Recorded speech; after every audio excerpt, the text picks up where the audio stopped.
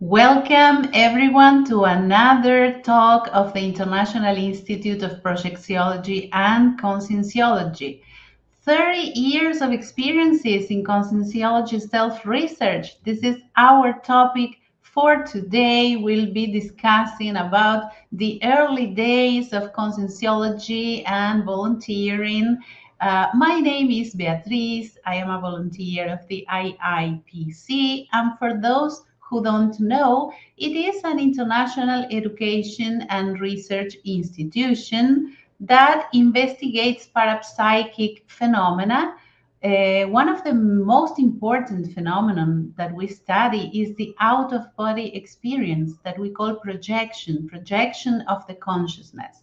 And that's why the name of the science is projectiology.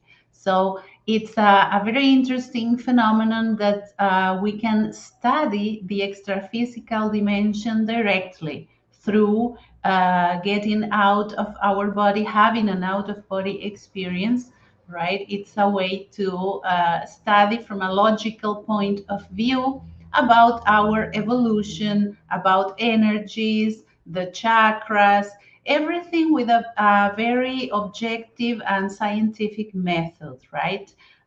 This institution is secular, non-profit. It is based on volunteering, right? For more information, then we are going to look here below. There you have all the contact information. And please subscribe to the channel if you like this content, and also hit the bell to receive notifications and press the like button, right? Um, Let me tell you about the disbelief principle. The disbelief principle says don't believe in anything, not even what you are told here, right? Experiment. Have your own personal experiences because it is your personal experience that will be the proof of everything that we are discussing here. And here with me is Antônio Pitaguari. Antonio, hello, Hi. welcome. Hello, Beatriz. Thank you so much for the invitation. It's a pleasure to be here in the IIPC. IIPC is my alma mater where I started studying Conscientiology. So it's a great honor to be with you and to share our experiences in this date. Yeah, let me tell our the audience about your profession, right? Antonio Pitaguari is an administrator, a nutritionist, postgraduate in innovations in education.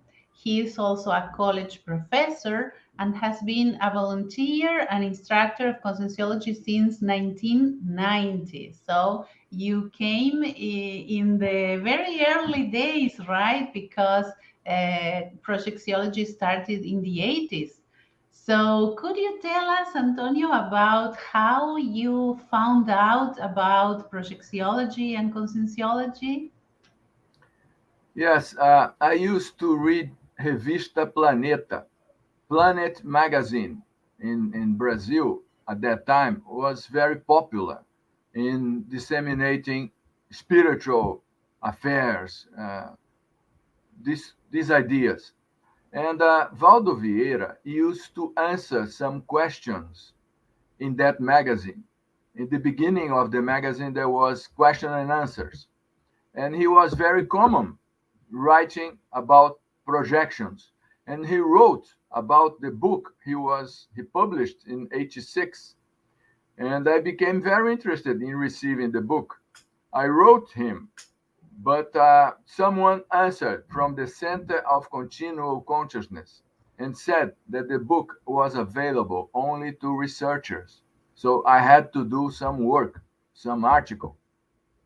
I started a translation, but it was not going too fast. And in 1990, I received a letter from the IPC that would be 31st of March 1990, the course Projectology and Sexuality. And that was my first visit to the IPC. I did the course with Valdo. It was very interesting. Sexuality was not so attractive to me at that point, but cosmoethics attracted my attention. And I asked more information, cosmoethics. Valdo said, "Do you know vibrational state?" I said, "No, don't know." And he said, "Do the courses, we'll talk later." Okay, so I started P1, P2, P3. The, the course of projectology was Mm. divided in 4 modules. Those were the first courses at the institution, right? You did the P, that was Projectiology 1, Projectiology Yes, 2, right? So it yes, began like that, and then from that it evolved until today that we have a very, we have lots of courses and activities, right? yes. And it was very nice that time. We had in I think it was in August, September.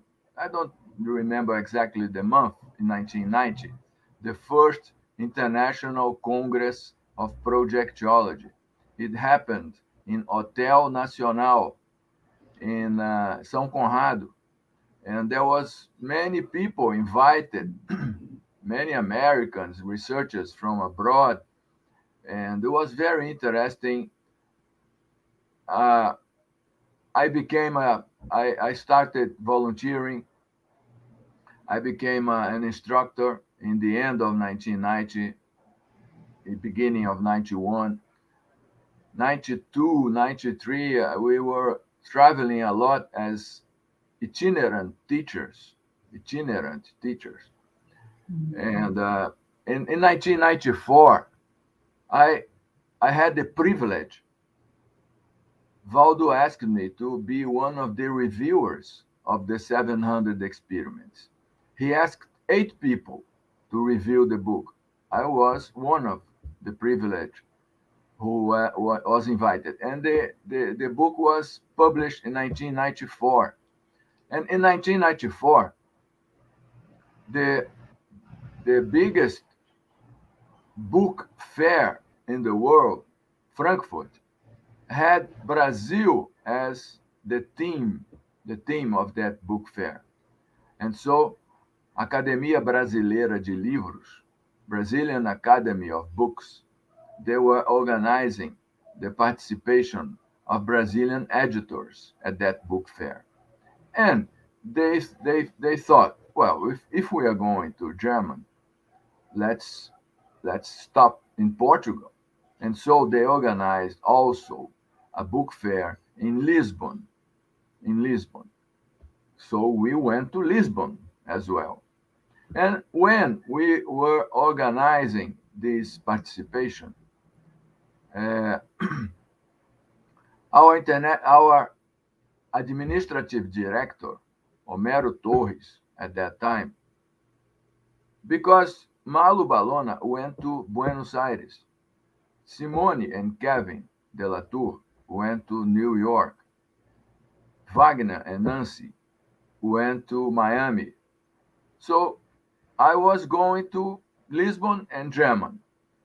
And Homero said, "Why don't you stay in Portugal?" Mhm. Yeah,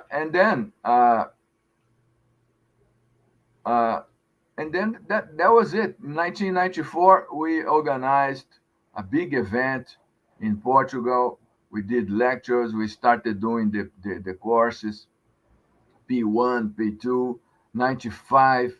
Mário Oliveira and Adriana Lopes, they stayed 9 months with me in Portugal, giving courses, attending people, making contacts. Then we had Angélica Guidini from Curitiba. She came to she came to Portugal to give classes with us. Our group was growing. Mario and Adriana, they went back in the end of 95. Mhm. And I stayed 96 in Portugal with Angélica.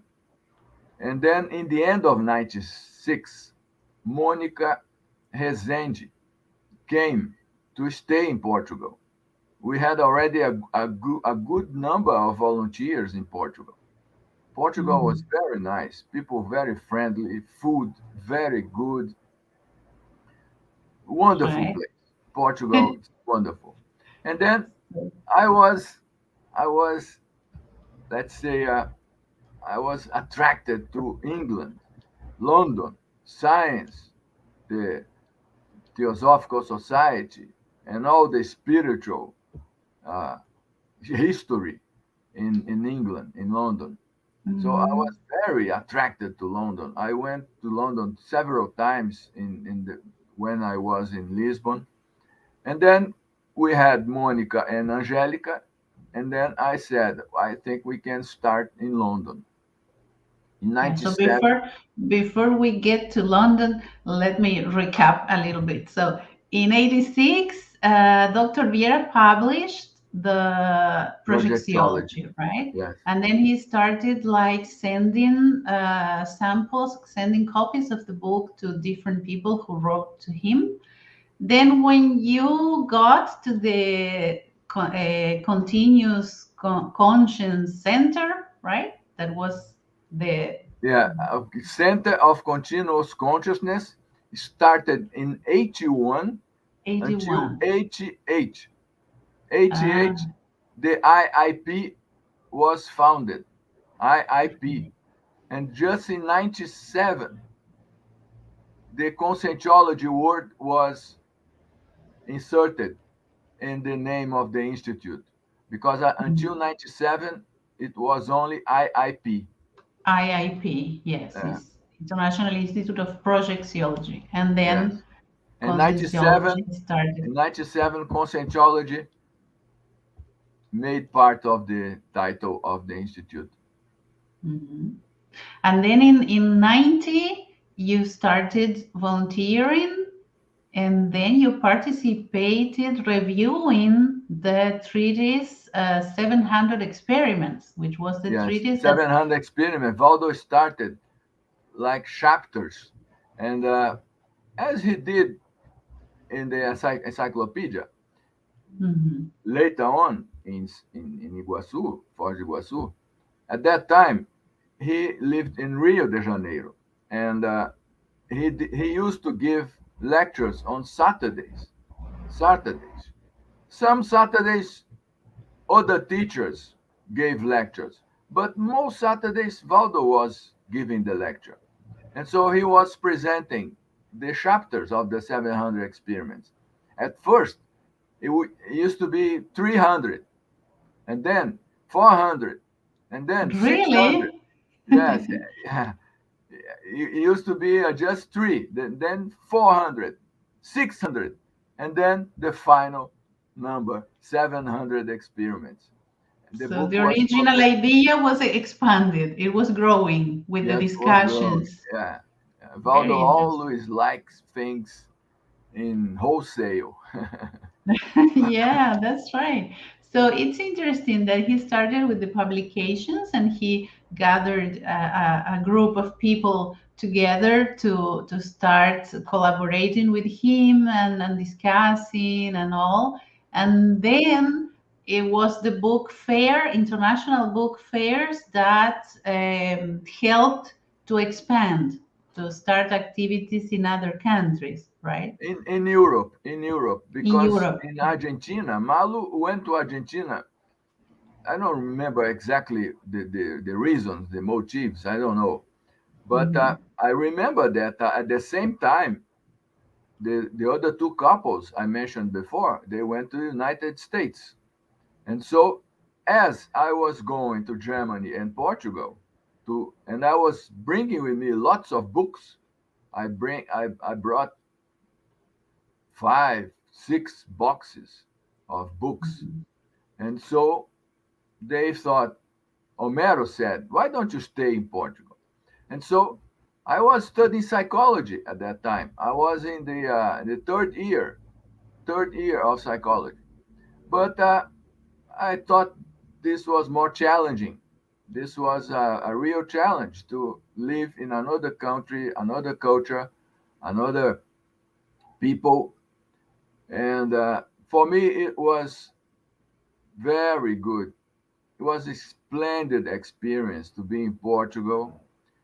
And then I stayed 3 years, 2.5 years in Portugal, and then other 3 years, 2.5 years, in total of 5 years. I stayed in Mhm. Portugal and then in London. And it is interesting to note that all these people that we are talking about that went to other countries, they had their personal reasons to go there and they had their work or study or professional lives abroad. And parallel to that, they were doing the activities to spread the ideas of conscientiology, right, as volunteers. Yes, yes. I think for every one of us, the experience of in IIPC and giving classes and attending all those questions, hearing the experiences people have everywhere, consciousness experiences. So it's something remarkable, and it's something, in my case, I'll never forget. Very interesting, very important, and helped me a lot to be who I am. Mhm. We have a question from Tiago. He is asking, how did the public abroad adhere to the Conscientiology's neo-ideas? You see, in England was completely different than Portugal. Germany also was not so easy. People there are very very very intense, very interiorized, very deep inside of themselves. Well, So Tiago himself is from Portugal. Portugal, very Yeah. interesting. Yes, Portugal was very good because people there are very open. They like us very much, and they were very open to Conscientiology's ideas. But in London was not so open, although we had good results. When I left London in 1999, we had around 12 volunteers in London. It was not the same as Portugal, but anyway, it was good. It was good. It was different. So Mhm. you see, people don't talk much. People don't like to interact much in England. People read a lot. People are very closed, very limited to themselves. So people don't look other people's in the eyes. So it's very different, very different. But anyway, it's good that we have this experience of interacting with people from other countries.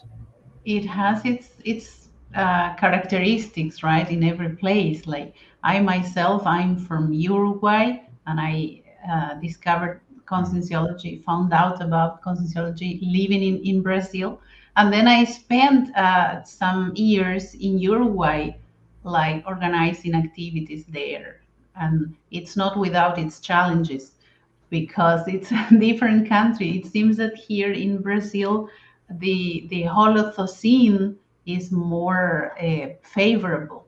Would you say so? Well, I think so. Even the reason Valdo used to talk why Conscientiology started in Brazil, because of the openness of Mm, these people and of this country. So I think you're right. mhm. Yeah, I find that Brazil is very diverse. There are many different regions and different people, and it's yeah, maybe yeah, more open to new ideas, and I think that there's more spirituality also, which in other countries is different. For example, in my country, in Uruguay, it is very difficult to talk about consciex, extraphysical consciousnesses, because we don't have the traditions of some religions that exist here in Brazil. And for the people here, it's I say here because we are in Brazil. And yeah, and the people are open to this idea of extraphysical consciousnesses or spirits, as they say, right? And what about in London? Was it, did you find any topics that were difficult in Britain in general? Well, London was very good because uh, I just read, and I didn't have the experience. I used, when I was young, I used to live in California in the United States. I lived there for 2 years, but I didn't have the experience in London. So in London, people, you see, the accent, the accent, the English accent is very important. People evaluate themselves according to their accents. And we, as foreigners, we speak with foreigners' accent, and we are treated in a different way. One time I came to the Theosophical Society asking for to give a lecture there because Theosophical Society became a very open space. Many people from different areas were giving talks and presenting their work. So I went there to suggest giving a talk in projectology. But the manager said to me, "We have very good people in England who knows about projectology. We don't Mm. need foreigners to talk about this matter." I heard this. Yeah, so it's kind of complicated. We have to respect people, and whatever they want to do, we have to respect. Hmm. Yeah, they have this idea of the okay, the English first and then right. We have another question here by Simone. Simone is asking, Antonio, did you imagine at that time that Conscientiology would reach what it is today? What was your expectations? Oh, that's a great question. Yes, I think it's a good question. Yes, great question. I, I don't know how to answer this question. I We all in Conscientiology at that time, I think we have the same expectations we have today, that Conscientiology will grow, people will be more open, people will be willing to have this kind of information, and it kept growing. It kept Mhm. growing. We have many institutions, conscientiological institutions. We have many volunteers. We have many international activities, including this one from the IIPC. My hope is that we will be able to improve our ideas and to disseminate these new ideas in a better way, so to attend and assist interested people so they can understand their existential programs, and we can all experience the completion of the proexis, of the existential programs. Mhm. Yeah, I remember that some time ago. I became a volunteer in 2002. And in those times, there were not as many books as we have today. There was just, I don't know, like a dozen books or something. And when a new book was published, we were all, oh, there's a new book. And we all wanted to have it. And it was like a great celebration that there was no material being published. And now we have a lot of books and articles and magazines and scientific magazines and all that. So it's grown quite a lot, right? So but you only realize that looking back, because then you couldn't know what was going to happen, right? Yes. There is another question by George. He's asking, good afternoon, Antonio. Could you tell us some personal projective experience from that time, the beginning of the neoscience? Well, Very, very interesting. I could remember a few of them, but I think the most important was the one that attracted me to Valdo, because I had one experience of knowing that I was out of the body, and then I started trying to understand, and that was the experience that attracted me to the answers Valdo was given in the Revista Planeta, Mhm. and I think trying to understand my experience that brought me to the IIP. Yeah, this is the case for many volunteers. They have one experience and then looking for answers and looking for information. Like it starts as a searching process, right? Um, uh, Let me see. I have another question here. Speaking about the projection, right? How can the conscious projection help our self research in your own experience?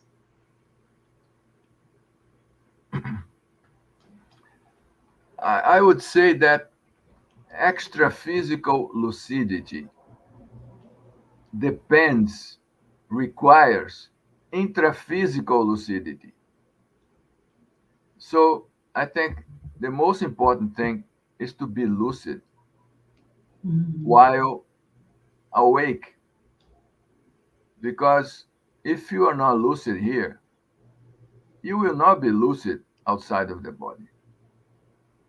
Outside experiences outside of the body, they are very important, but they are phenomena. Phenomena are things that come and go, come and go. So I think the most important thing is to be conscious, is to reduce your ego and to be aware of your infinite consciousness. Because your ego is a great obstacle we have in being lucid and responsible. So if we are aware here, we will be aware outside of the body. No problem. So I think the main priority is to be lucid, aware in your waking state, to be responsible for what you do, and to avoid the ego as the great obstacle I think we have.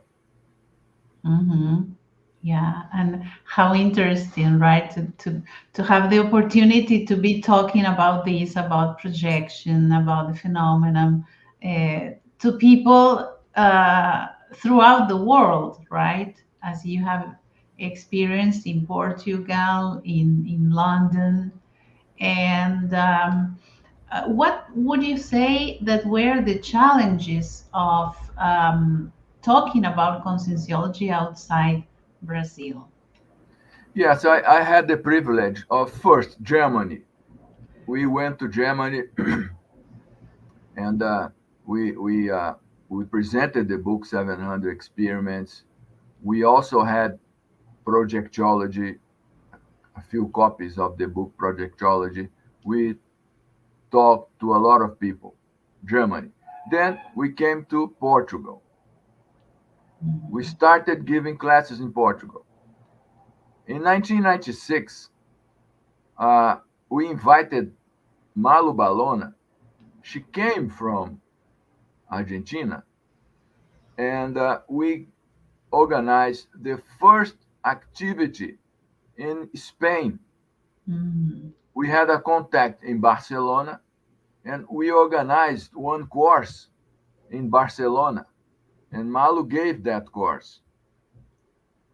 So we started Germany, Portugal, in Spain, then London. In England, we traveled and gave classes in few different cities. And then also in Holland, we had Mm. a few people in Holland who was very interested in Conscientiology. So we came to Holland several times and we gave classes there. Consciousness Development Program, CD1, CDP2, CDP3. We worked the same way as P1, P2, P3, P4.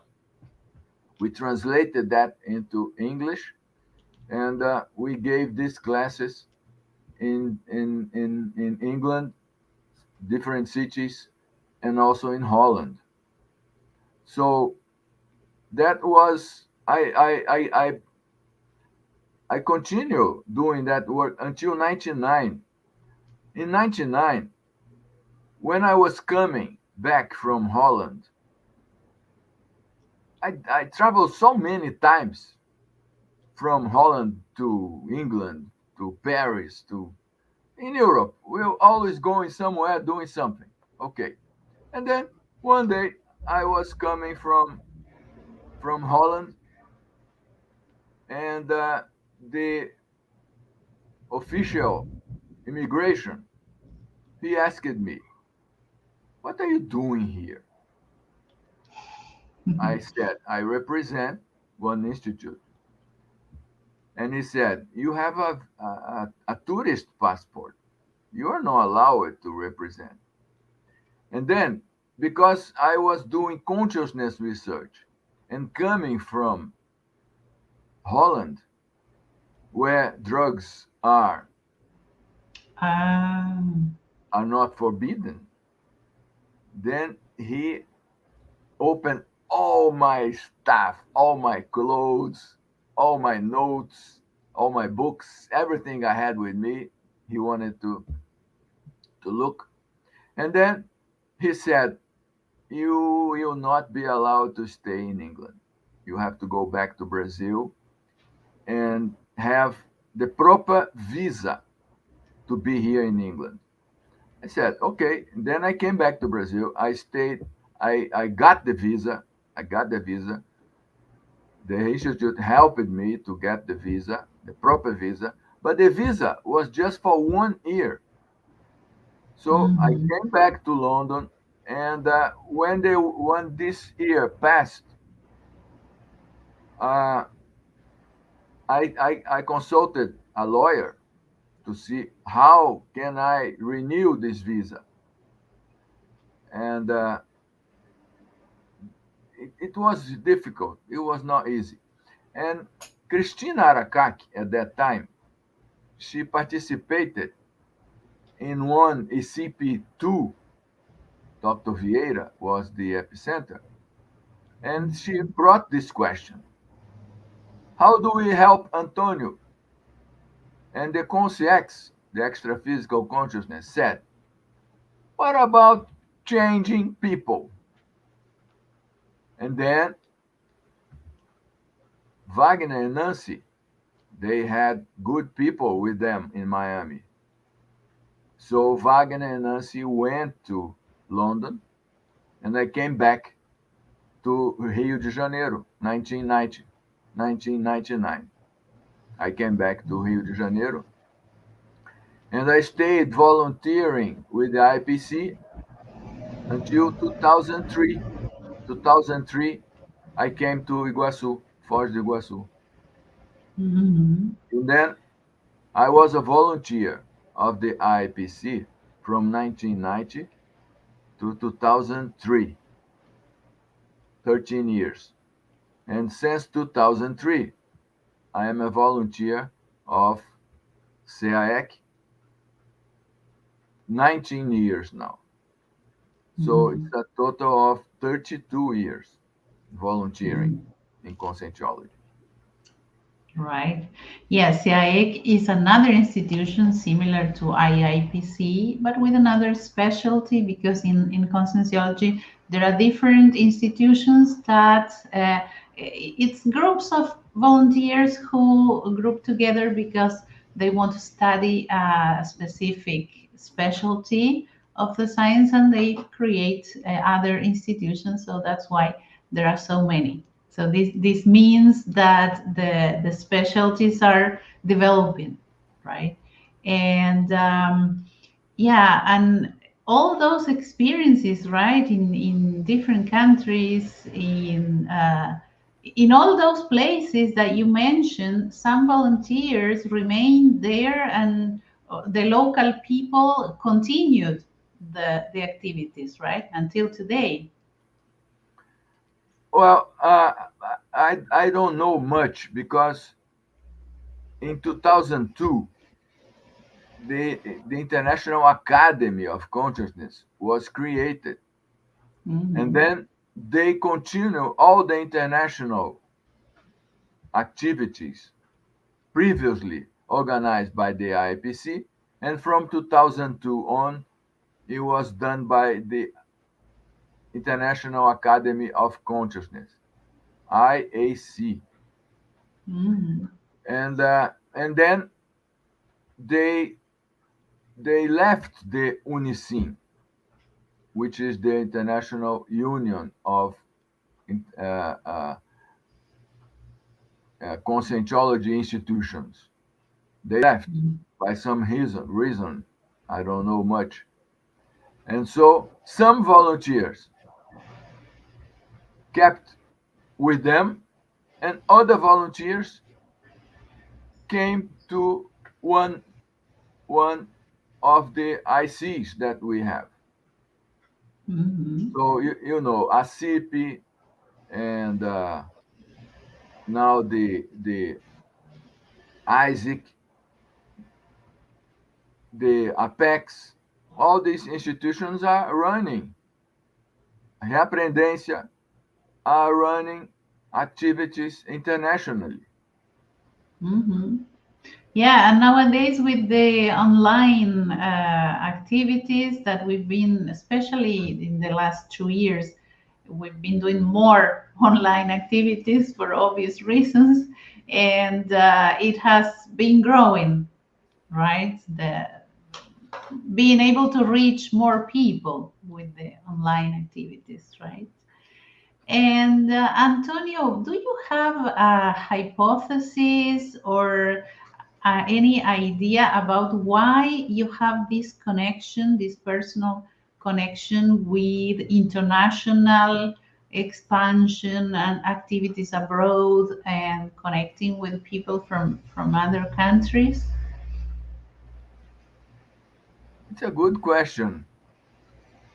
When I was in New York one time, Valdo came to Europe. He gave talk in Portugal, then in London, then he went to New York.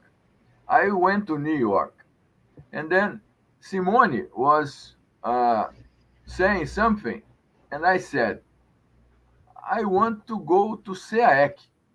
I want to. I don't want to stay traveling and living in other countries. And she said, no, that's You have no option. We have to travel. This is your proexis. You have to go in this way. Well, a few years later, I was in CIXO. It was good to have this international experience, but I don't think myself as someone you said, if I being a part of my existential program. I think in my case, uh, self-research, knowing oneself, is the most important thing. And if you are traveling, giving classes all around abroad, I think you don't have the time and space to look inside yourself. This is my opinion.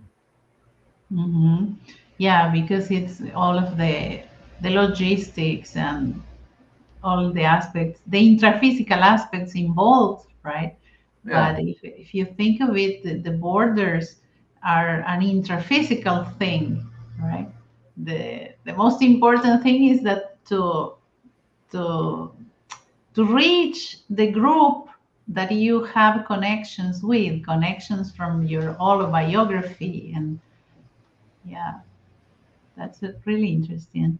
And talking about self research, Antonio, do you have a topic that you are studying nowadays?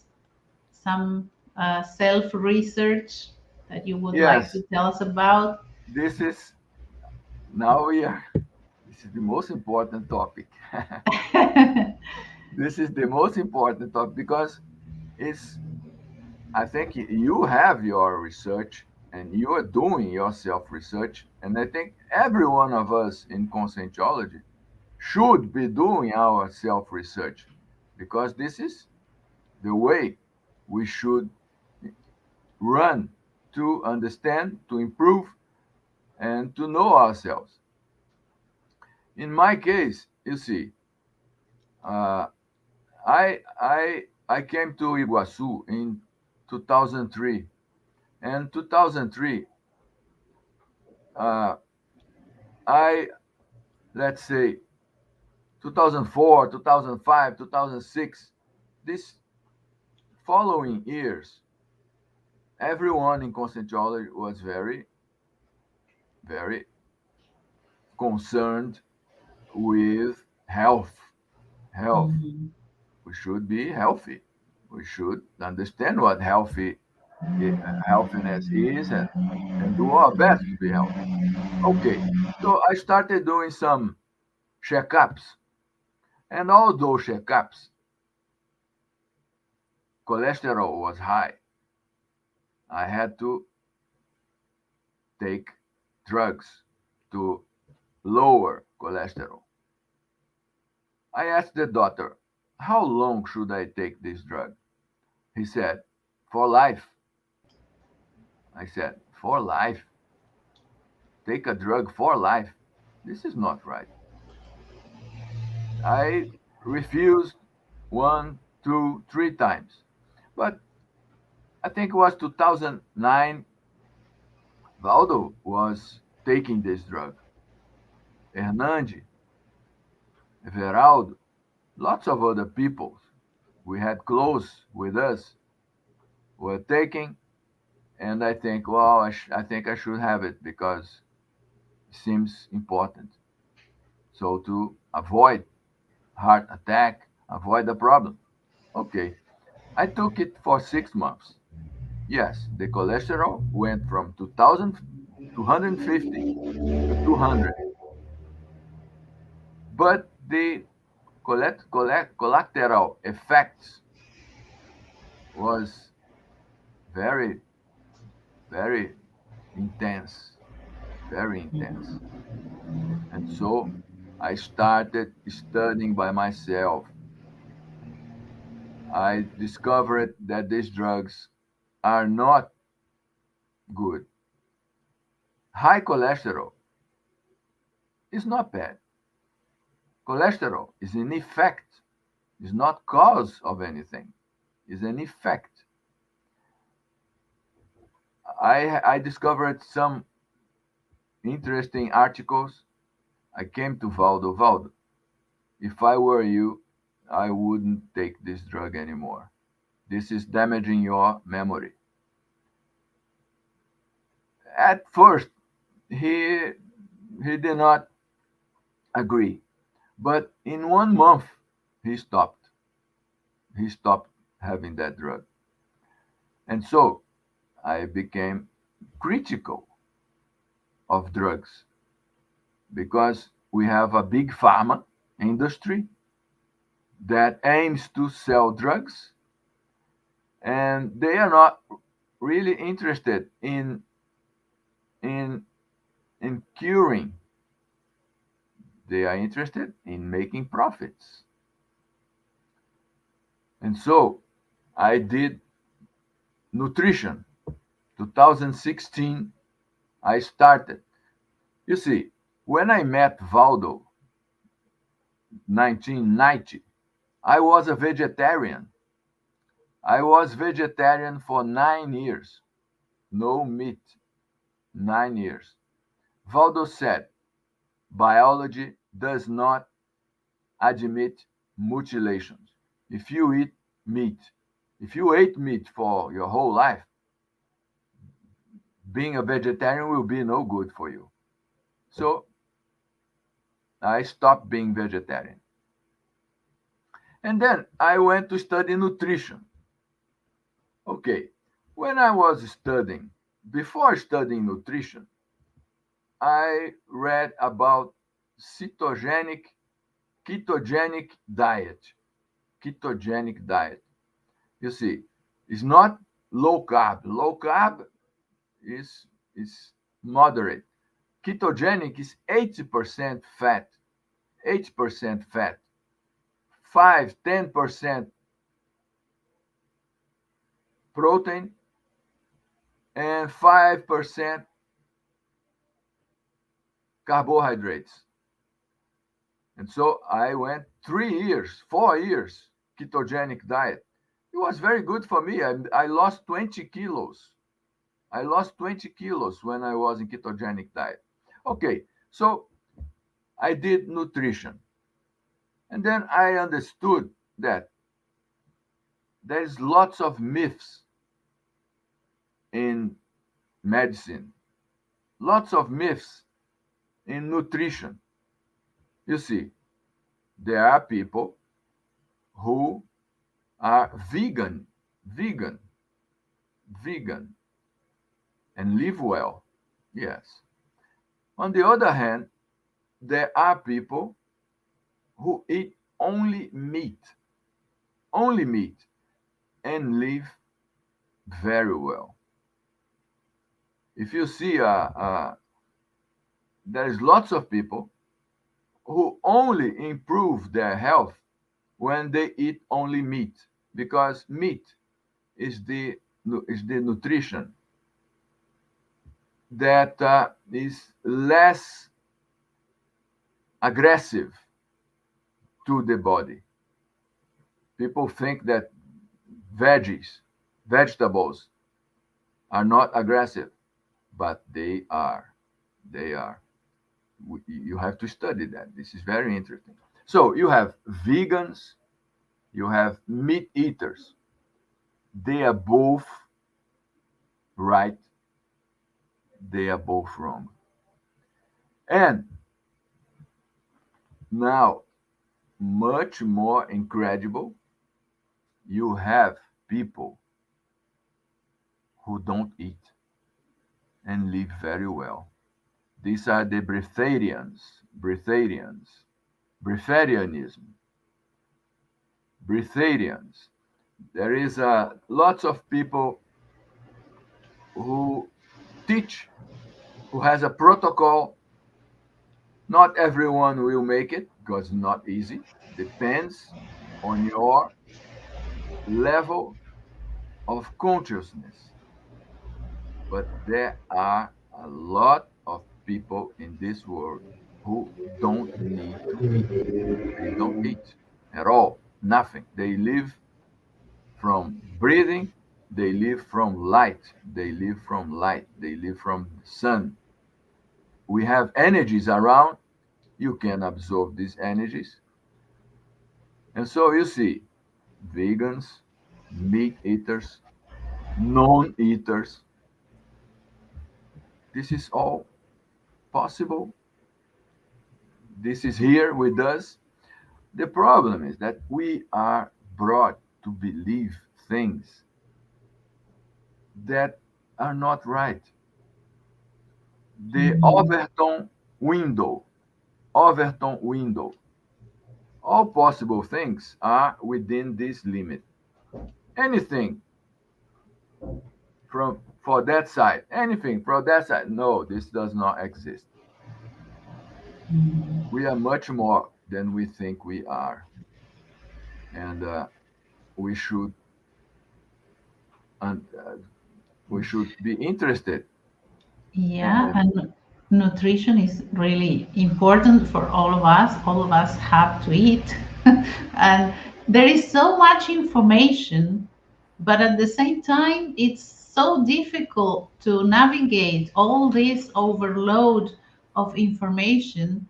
And self research is very important in this context, right? Because we should take responsibility for this process, right? George is asking, Antonio, what is the first step that you would recommend for a beginner to start the so-called self-research? I think uh, the most important thing is to look to yourself. What do you like? What do you want to do? What are you here for? So I think we should be interested in improving, discovering our talent and sharing this talent. We have everything we need. Everything we go through, everything we experience, everything that comes to us is what we are needing to understand ourselves better. So I think Conscientiology help us a lot. Consciousness research. Consciousness is the only capable of studying consciousness. I cannot study your consciousness. I can Mhm. only study mine. So it's important that we uh, understand this these beliefs principle you presented in the beginning of the presentation. Do not believe in anything. Have your own experience. So we have to be aware of what is happening, of what people are suggesting. Are they are they conscious? Are they aware? Do they know what they are suggesting? As I said, usually people will say veganism is good for everyone.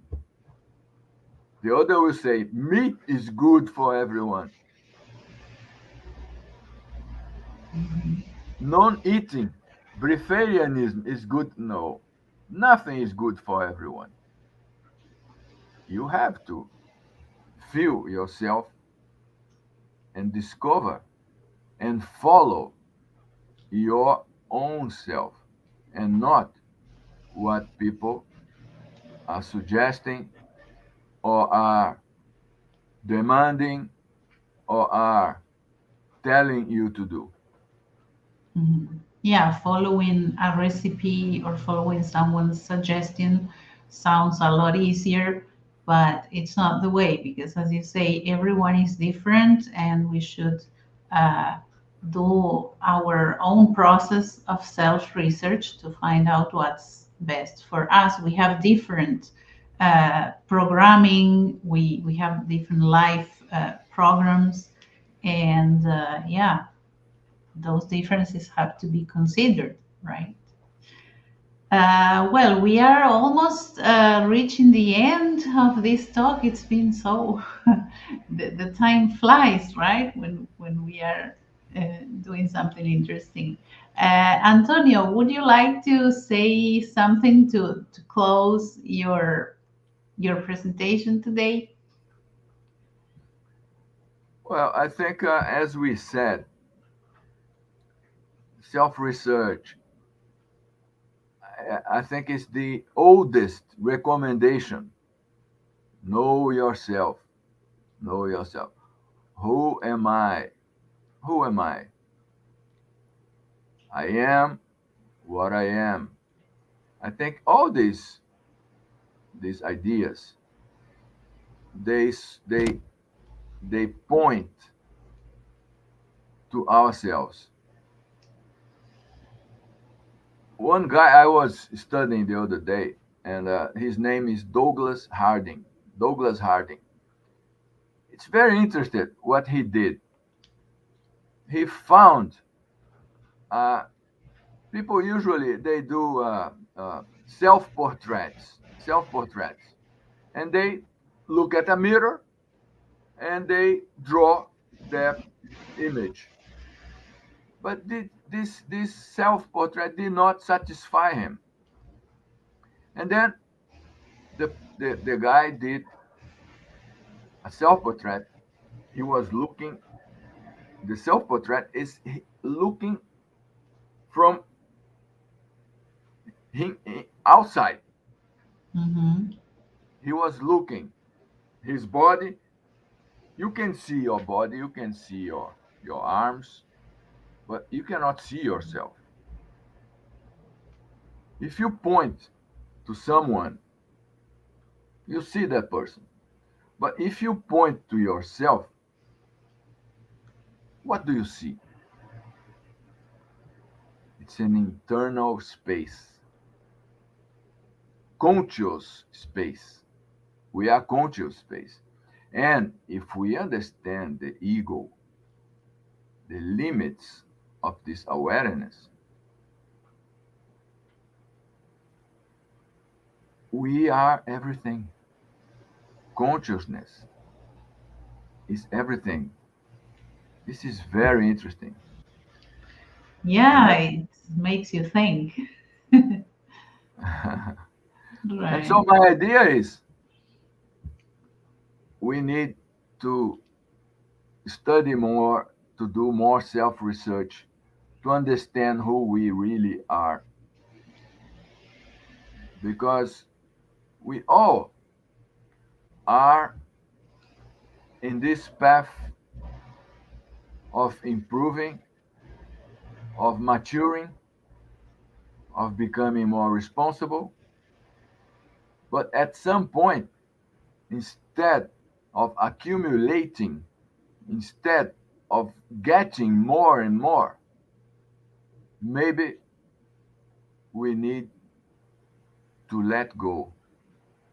Maybe we need to reduce the uncertain knowledge that we carry and that uh, make us wrong because of many uncertain knowledge that we carry within ourselves. Mhm. Well, thank you, Antonio. It's been a pleasure to talk to you, to have you here today with us, and see you in the next activities. Right there are our contact information here. Right, for further information, send us an email at international@iipc.org. Right, and also we have Facebook and Instagram channels where you can get in contact. Well, thank you, everyone, and see you in the next event. Bye bye.